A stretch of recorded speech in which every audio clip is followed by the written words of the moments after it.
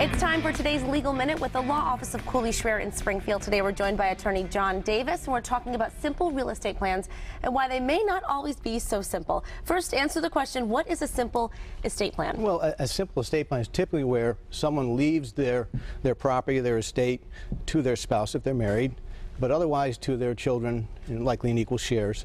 Are there any issues that may arise? Well, you got to be careful when leaving property to children, because there are things that may not be appropriate or advantageous to so leave property to a child.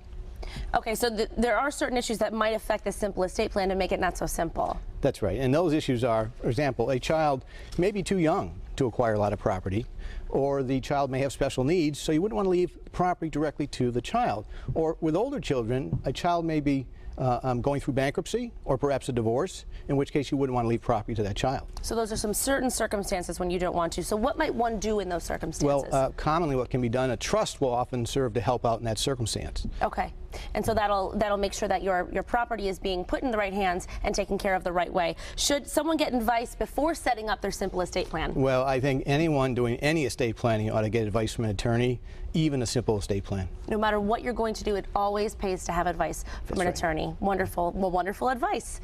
Simple, but now we know that it's not always so simple when it comes to simple estate plans. Right. Thank you so much, Attorney John Davis. Wonderful to have you here. For more information, call 413-781-0750. You can also visit them online, cooleyschreer.com.